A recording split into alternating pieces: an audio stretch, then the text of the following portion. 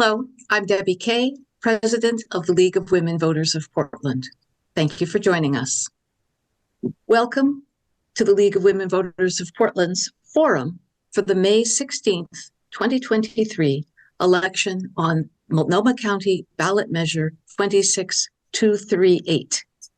The county voters pamphlet describes the question as, should the county create residential tenant resources program providing free lawyers, financial assistance, funded by adjustable 0.75% capital gains tax? The League is a nonpartisan organization dedicated to making democracy work. We believe democracy works best when voters are informed about issues and engaged in their communities. We're presenting this forum to give Portland and Multnomah County voters the opportunity to learn about this ballot measure. Speaking for the measure is Colleen Carroll, Eviction Representation for All. Speaking against the measure is Amy Ruiz, Building Our Future Together. The League is grateful for the support of the Carol and Velma Sailing Foundation, the League of Women Voters of Portland Education Fund, the Weiss Foundation, and our media partner, Metro East Community Media. The moderator for this forum is Linda Mather. Thank you, Linda. Please go ahead. And thank you for everybody being here and for Metro East, and let's get started. We have some guidelines, and they're mainly because we have to deal with time. So the two speakers have agreed to 2-minute openings and closings. They will also have a minute to answer the questions. They have not seen the questions ahead of time. We will alternate throughout the session once we get going. And then I ask, please, that we try to adhere to the timeline so we can get as much information in as possible. There was a coin course, sure there was. There was a coin toss before this recording started, and the determination was that Amy would get us started. So Amy, if you're ready for your opening, please. Thank you so much. Hi, my name is Amy Ruiz, and I'm here representing the Building Our Future Together coalition. I think what you might find interesting about this debate we're going to have today is that both sides agree on the need for eviction prevention, including legal representation and emergency rent assistance. We know that this is an effective housing stabilization tool. In fact, many members of our coalition strongly supported and worked to pass the Regional Supportive Housing Services Measure in 2020, which raises about $250 million a year for housing programs and upstream programs that help prevent homelessness and maintain housing stability, including services like legal representation. Where we are concerned is that adding another funding mechanism is unnecessary with the funding that we already have. And this specific mechanism is a new local capital gains tax. And we're specifically concerned that that new tax is going to create more harm than good. For starters, it will tax all residents of Multnomah County, regardless of income. Big corporations would be the only ones who are off the hook, but families selling their home, small business owners, family-owned small businesses, seniors nearing retirement would all be on the hook for this tax. There's no limit on the adjustable rate and how high it would go. There's no cap on administrative costs, and we've already learned that the cost to collect the tax could eat up about half of the expected revenue. There are no income thresholds and no exemptions that provide those safeguards for lower and moderate income taxpayers. And there's no minimum gain before you would owe the tax. So you could have $2 of gain and need to file that return or face potential fees and penalties. But look forward to talking more about it. Well, thank you. You did a lot in that short period of time. Colleen, your opening statement, please. Great. Thank you so much. Hey, everybody. My name is Colleen Carroll, and I'm a volunteer with the Eviction Representation for All campaign. We are a coalition of over 60 local community organizations, faith organizations, unions, teachers, tenant advocates. I myself got involved in this campaign several years ago when we first started, because I was a tenant at risk of eviction, and it was in fact filed an illegal notice and had to learn how I was going to protect myself and my family under those conditions. It is extremely scary to face an eviction by yourself. I do not recommend that every tenant be required to spend hours observing court observation to learn how we will do this. There is a proven solution to this problem. It was started by tenant organizers in New York City several years ago, and it's called the Tenant Right to Counsel movement. It has spread across the United States, and it is preventing evictions in wonderful ways across the nation, and we want to bring that here to Multnomah County. Tenant Right to Counsel provides every tenant facing eviction a lawyer or a legal representative in court. Right now, even with some of the programs that Amy mentioned, in Multnomah County, only 9% of tenants had legal representation in 2022. That simply is not good enough. Every tenant deserves to know what their rights are, what the options for eviction diversion are, and have access to emergency rental assistance if part of the reason is struggling to pay rent in a market where rent is unbelievably high. We think that this is an equitable way by targeting capital gains tax, which only 1 out of 5 people even pay. Less than 20% of Oregonians you pay capital gains tax. So thank you so much. Oh, both of you are being very kind about the timing. I'll let you finish the sentence. You don't have to quite do that so abruptly. But let me say, because you're dealing with a complex issue, let's drill down a little bit more. And Colleen, I'm going to ask you to continue. Mm-hmm. Do you think this measure is necessary? Absolutely. Right now, evictions are rising. So once evictions are on the rise, the amount of filings, the cases that get to court, and for every case that gets to court, it is estimated that 5 never make it to court because they end at the notice of termination stage, with people self-evicting. We don't know if those so without getting to court with legal representation, we don't know if these evictions are how they could be prevented, if they're legal, and if tenants have counterclaims and defenses. This is working in other places, in Philadelphia, in Kansas City, in New York, San Francisco. We're seeing the data. And so you can look at Stout Financial's reports, you can look at reports from the National Coalition for Civil Right to Counsel, and we see success rates of up to 90%. People staying in their homes because these issues are resolvable in ways that don't require people to move out or have an eviction on their record. Okay, and Amy, why is this measure necessary? We believe this measure is not necessary. Completely agree with Colleen about the importance of these programs. But going back to that Supportive Housing Services Fund is just one of the sources of funding currently paying for programs like this. So $100 million a year from that fund, which is a tax on high income earners and larger businesses, goes to Multnomah County for services like this. Those funds started flowing in the middle of 2021, and in the first 18 months, the county put about $18 million towards eviction representation and emergency rent assistance. They've already reported on the success of those dollars. So almost 10,000 households were kept in their homes through emergency rent assistance and leveraging other sources of funds. And then almost 600 households were provided with legal assistance. I think Colleen might point out that that's not anywhere near the number of households that might find themselves in eviction court, but the legislature just closed that gap 2 weeks ago with a new requirement that landlords provide information on how to access those services when an eviction is served. Hey, now Amy, you'll start us on this one. You've all given pros and cons, if you will, but what might be the most important reason for your position on the issue? Your concern about the issue? Absolutely. I think for us, the most important reason is the way that this tax was written. May not have been the intention, but the impact will be on so many more people in Multnomah County than I think anybody would like to see. So there are just truly no exceptions within the measure, like you see at the federal and state level. You know, Colleen mentioned only 1 in 5 people pay taxes on capital gains, and that's correct for federal and state taxes, which have clear exceptions for things like selling your family's home.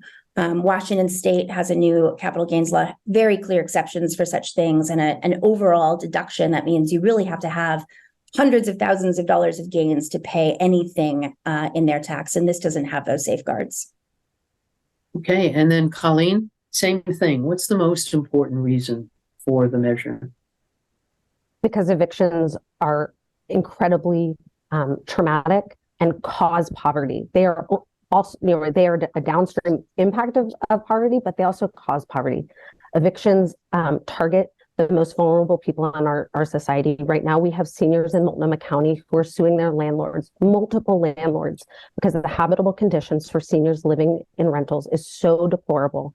And those tenants are having to fight on their own, and they're threatened with eviction multiple times. So seniors, single parents are the other target, one of the targets of evictions. Having a child in the home is one of the highest predictors of being evicted as a renter. And so fighting, and when you go to court to fight for your housing, you are almost always facing a landlord who has legal representation, because lawyers know that, or because landlords know that lawyers help.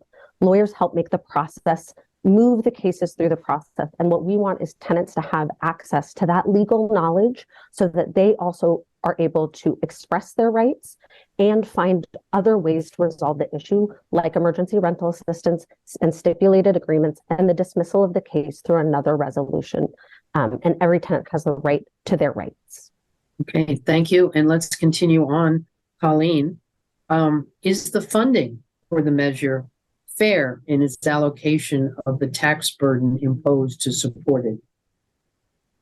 Yeah, the Oregon Center for Public Policy has recently released a report that I would direct people to that indicate capital gains as a driver of inequality in our community. As I said, if you look at who pays capital gains in Oregon, it is less than 20% of the population. So while, it could be anybody, we can look at who actually earns and reports gains, which are stocks, bonds, and other investments. When we talk about housing as an investment, this is a target. If you are buying and selling houses as investment properties, this would apply to you, but the overwhelming amount of capital gains comes from stocks and bonds and other investment portfolios, which is why organizations like wealth management funds are funding the opposition, because it targets not only that 20%, but if you look at that report, it's the top 1% that gain the overwhelming amount of capital gains. And so we wanted to target something that hasn't already been recently taxed and that could not be passed on to workers, right? The workers at those small businesses, the workers. And so we believe it is a fair mechanism. Okay, and Amy, is the measure fair? No, we don't believe it is. Again, correct. Currently, most people don't pay capital gains taxes because there are good exceptions and exclusions and deductions that protect lower and moderate income people that this measure does not have. Hacienda CDC is also urging folks to vote no because they believe it'll have a disproportionate impact on the Latino community that they work to provide affordable housing. Apano just signed on with our coalition earlier this week. They are also very concerned about the impact on limited English communities that might get a notice about this tax and not know what to do and might get hit with those penalties and fines. Black Business Association of Oregon, very concerned that this would impact small business owners when they're trying to create generational wealth in the Black community that have historically been excluded for those opportunities. And again, big corporations would not pay a dime. So we just think the impact is borne too much by hardworking families, seniors, and small businesses. Hey, Amy, if you would stay with us on, if it passes, what measures could be taken to control the cost of tax collection for the initiative? Well, that's a really good question. We know we have a lot of local taxes in Portland and Multnomah County and the metro region. the jurisdictions that have adopted those taxes check in with the Oregon State Department of Revenue to see if the state might collect them, and the answer is routinely no. The county asked the city of Portland for early information about the cost of implementing this tax, because the city does do the administration on all of the other local taxes. And what the city forecasted is it will cost about $7 million a year to collect what's estimated to be about $12 to $15 million of revenue. So about half of it would go to collection. I don't know that there's a way to lower that. What they outlined in that memo is needing to do a lot of phone calls and outreach to identify who might owe that tax and make sure that they have what they need to pay it, and then follow up with anybody who has neglected to pay. And Colleen, how about the tax collection? Sure. I think the easiest thing to do is exactly what is written into the policy as intended, which is increase the amount of capital gains that are already reported and already collected by less than 1%. We are not creating a new tax.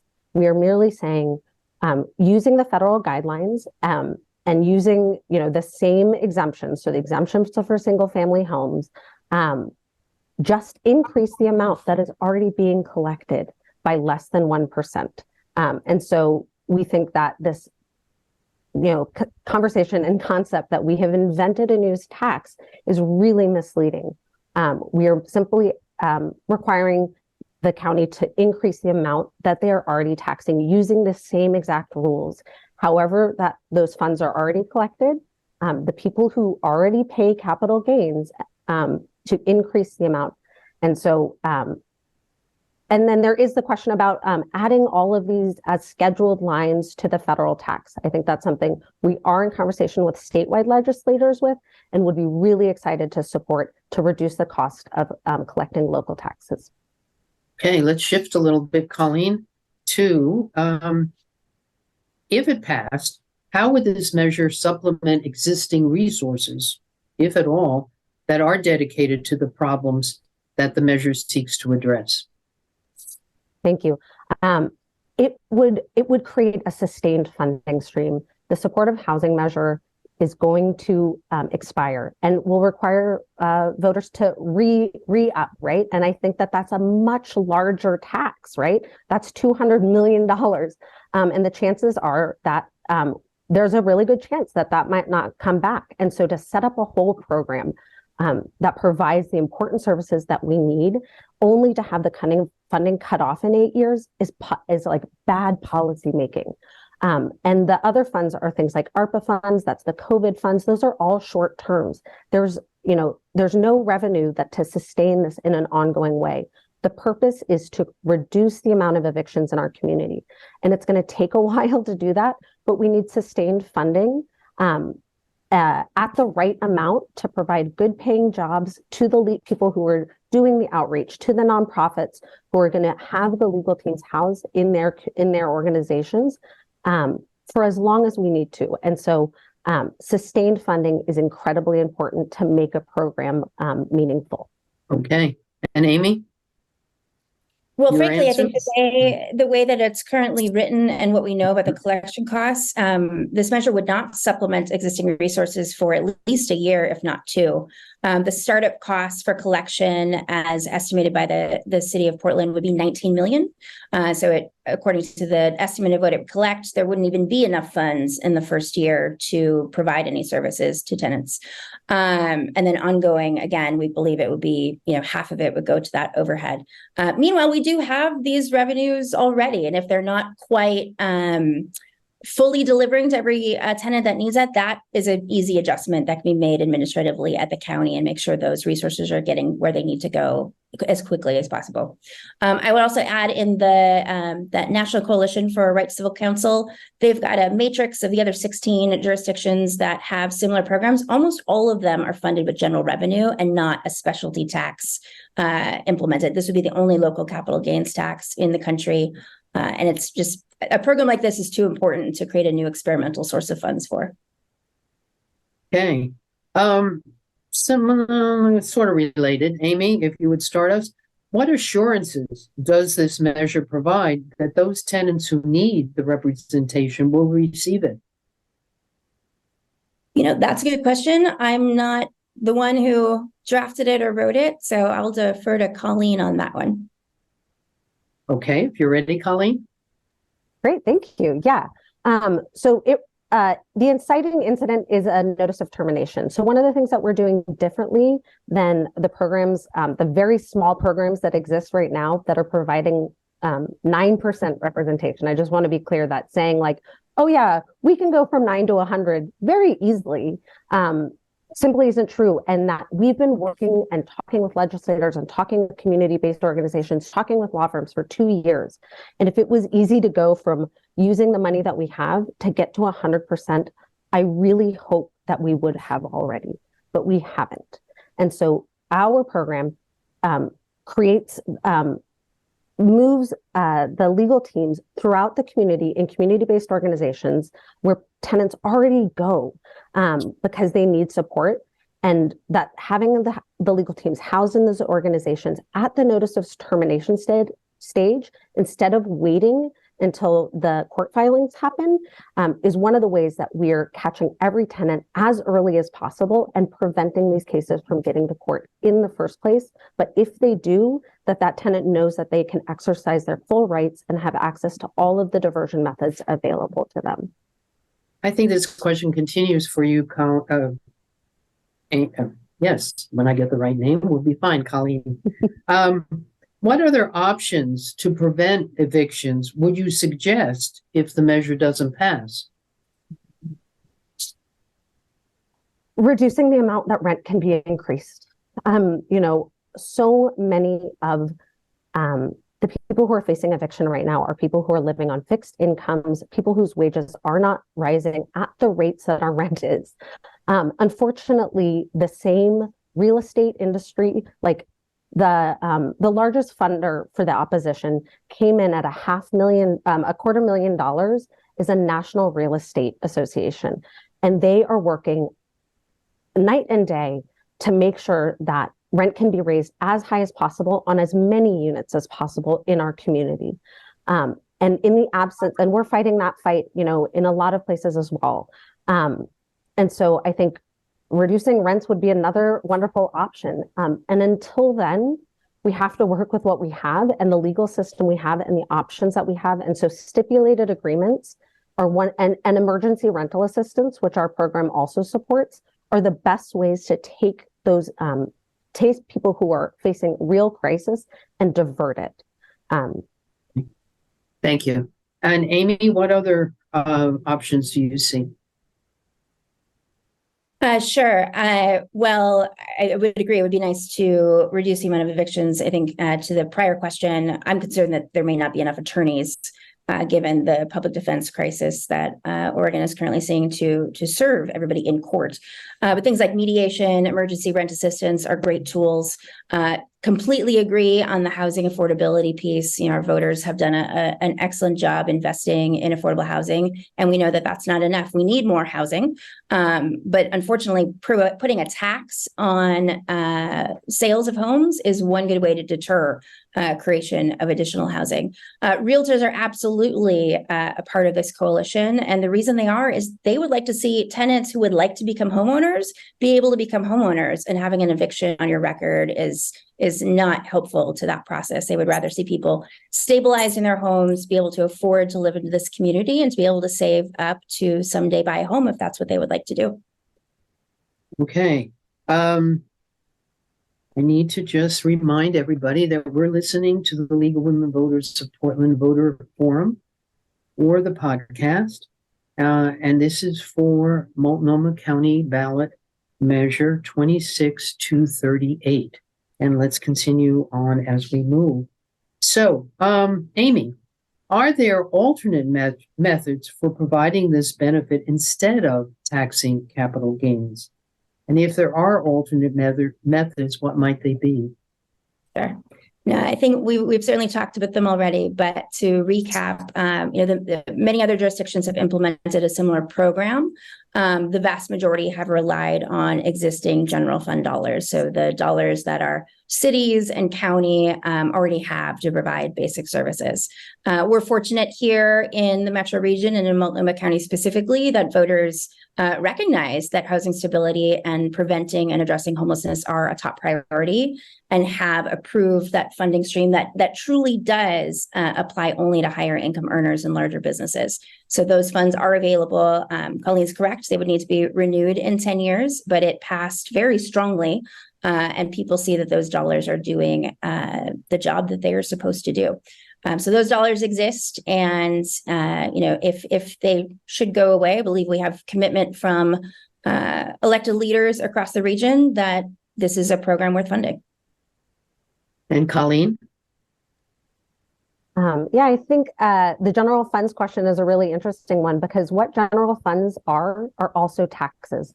They're just taxes on people's wages mostly, instead of taxes on the sale of assets like stocks and bonds.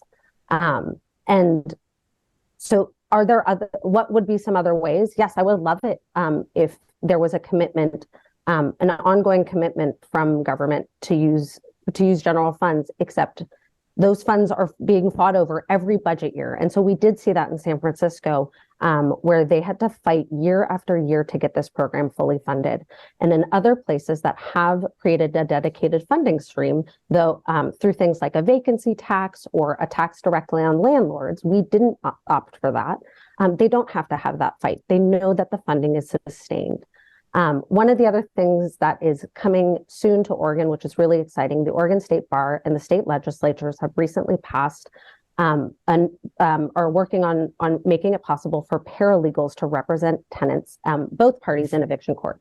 Up until now, landlords were allowed to have somebody called an agent who was not a lawyer represent them, but tenants have not been given that same ability, except now they will be. And so we anticipate that dedicated funds or general funds could be used to support paralegals in representing tenants, and that's very exciting. Okay, thank you. And Colleen, would capital gains tax affect withdrawals from 401ks if this measure passes? My understanding is that early withdrawals, which are highly penalized and disincentivized in lots of ways, do then get taxed as capital gains. That your scheduled like regular withdrawals from your retirement account are taxed as income, and that would not be. And so again, this is one of the ways that the opposition likes to divert the fact that this regularly, annually would tax investment stocks and bonds by saying it could impact retirement. And what they mean is that the early withdrawals that are highly penalized and disincentivized would also be subject to this tax along with other ones. And Amy, the effect for 401ks? I think to build on what Colleen was saying, yes, if there's an emergency withdrawal, you would be paying this tax. And it's important to keep in mind, people aren't making, because there are penalties on those emergency withdrawals. When people are making those decisions, it's usually because they're in some sort of a financial crisis. I know somebody who had to do that to pay for cancer treatments. Others, they lost a job, and once unemployment runs out, they need to tap into those savings. And this would be reducing the amount they have to use for that emergency. There are other kinds of retirement savings too that would be impacted. Not everybody uses a 401k. Self-employed folks might use a different vehicle or just regular stock and bond investments. And then at the time of retirement would owe more here. Others rely on the equity that they've built in their home as their life savings that they need to utilize for end of life care or health care in retirement. And this would reduce the amount that they would have for those. Okay. Amy, next question. Would tenants of any assets or income level be eligible for the assistance if the measure passes? The question is, would tenants be eligible? Yes. Okay. It's my understanding the way the measure is written, all tenants would be eligible regardless of income, which is another way that this measure is different from almost every other similar program across the country. The vast majority prioritize or are exclusively for low-income tenants. So yes, folks who really do need help because they cannot afford an attorney would qualify here, but also somebody who is higher income and could afford an attorney, perhaps is in a dispute with their landlord for something not related to paying rent, would qualify for a free attorney. Okay, and Colleen? Yeah, the social science on this is really clear that creating means testing reduces the chances that people who are targeted and intended for those programs are less likely to use them. By creating application processes and a process for having to prove, right, to bring your income, proof of this, proof of that, it actually reduces the chances that people who are poor, who work multiple jobs, and who need this help the most are going to navigate that application process, and they just walk away because they say, once again, the system is showing me that I have to beg for help instead of doing what the program says it does, is provide help.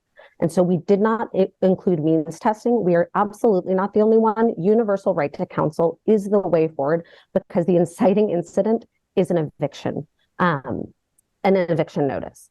And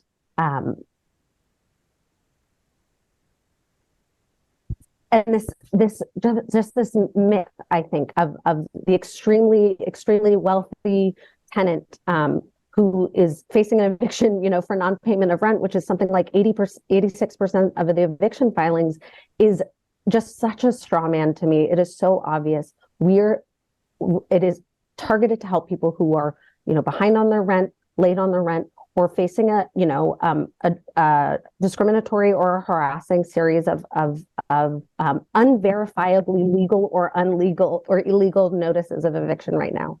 Everybody who's at risk of losing their home deserves to have a lawyer. Thank you. I have to stop you so I can ask you another question. Great.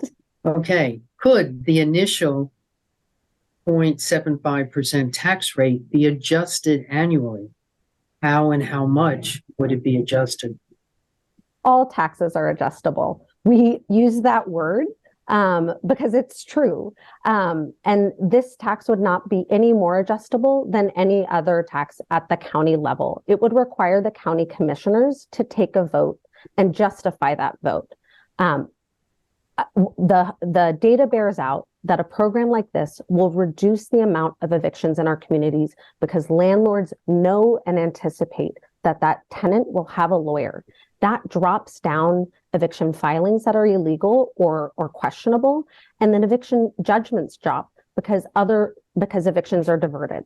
As the amount of evictions goes down in our community, we hope that the commissioners will bring down the level, and that will be a really easy, like a politically easy thing for them to do. We want them to be able to do that.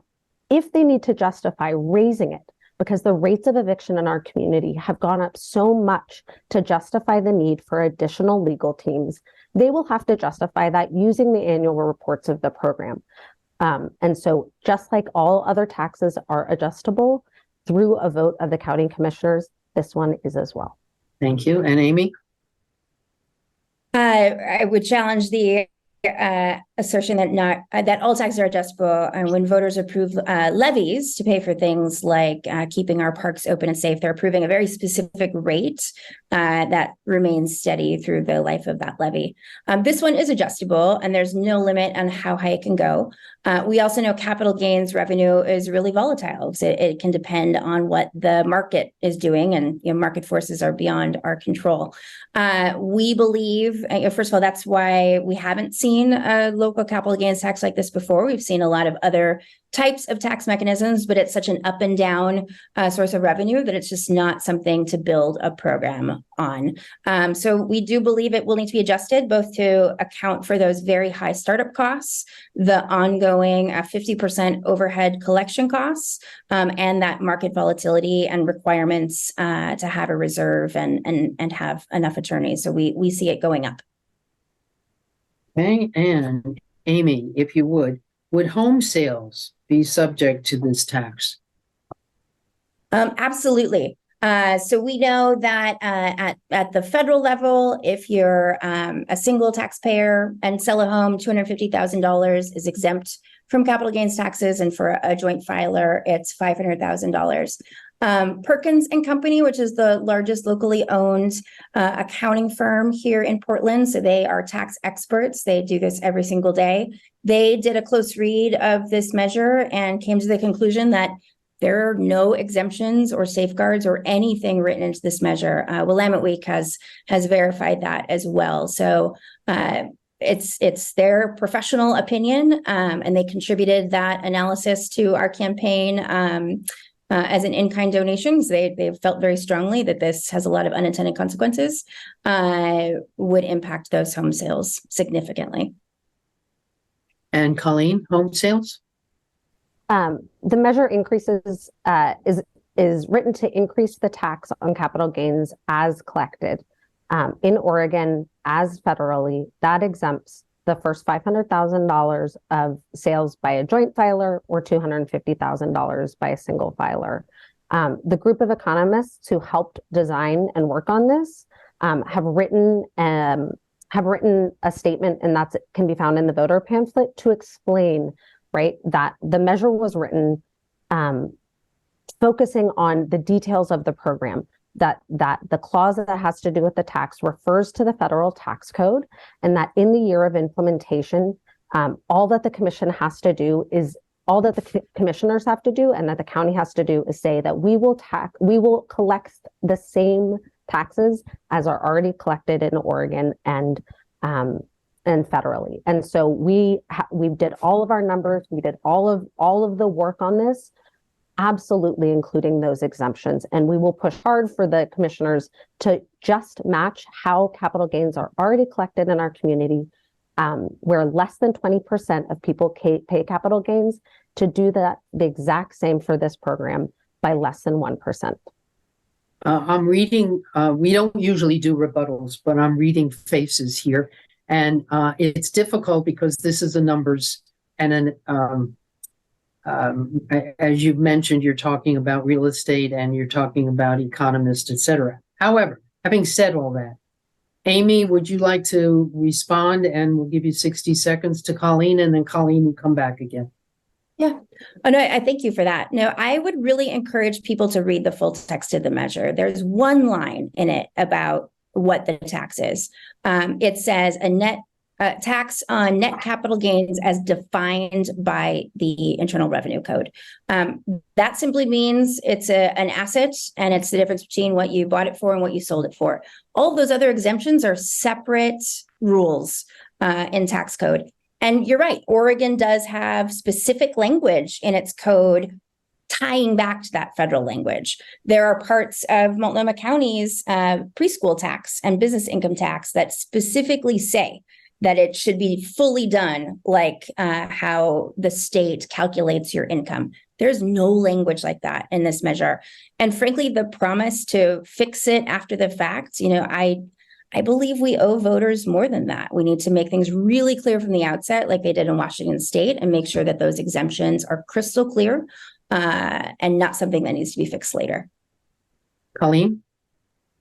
Yeah, I think this, capital gains is a tax on assets. And so it is important to remember that homes generally, right, and other buildings aren't all the same. The opposition is really, really focused on making it seem highly likely that a new way of doing capital gains will impact people's primary residence, because they don't want to talk about the fact that people who have portfolios of homes, people that own multiple homes and buy and sell those homes, will be taxed and should be taxed on the sale of the homes that they do not live in. That also applies for commercial properties, and that applies for multifamily buildings like the one I live in. People who make a lot of money buying and selling real estate or real property that they do not live in, and that they are focused really, really strongly to make it seem possible that for the first time ever, we would have created a tax to target people's homes. And that's not what we did. We are targeting stocks, bonds, assets, and other investment properties in people's portfolios that is undertaxed at the federal level and should be used to pay for important programs in our community. I have a sense that I could have several more rounds of rebuttals, but our time indicates that it's time to move to our closing statements. In which case, let's see, Amy, you would begin the closing statement if you would, please. Absolutely. Thank you so much for providing this venue. It's so important that people really take a close look before they vote, especially in a tax measure. Again, we agree that eviction representation, eviction prevention services are critically important.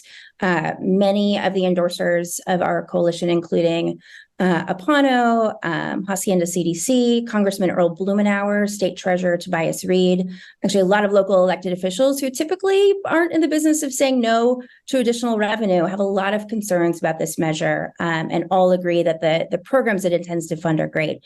But good intentions don't always result in good policy. Congressman Blumenauer, I think, is a great example here. He has long championed economic justice and tax fairness for working families and small businesses. He's suggested increasing the marginal tax rate on high-income earners and raising the corporate tax rate. He is strongly with us because he is concerned that this will impact every resident, even those who can't afford it. It doesn't protect seniors or working class homeowners. It doesn't protect local small business owners. In fact, the only ones who don't have to pay are large corporations. We just think this is unfair and frankly unnecessary. I think voters can vote no, assured that the funds currently exist and the programs would continue to be provided. Thank you. And Colleen, your final statement? Yeah. The program was written to protect renters who are facing incredibly high rent increases, especially seniors. Like I said, the people who are in court right now and fighting for their homes are people who with the least resources available to them. And we need to make legal services available to everybody, to families, to students, and to every renter. This program was written to protect renters using a program that is well documented and proven to reduce the amount of displacement in our community. That's why we have over 60 endorsements from teachers unions, from local government workers who want to be able to afford to live where they work, from the Urban League, from the Community Alliance of Tenants, from Unite Oregon, from organizations that are not also landlords, that we represent people who live here.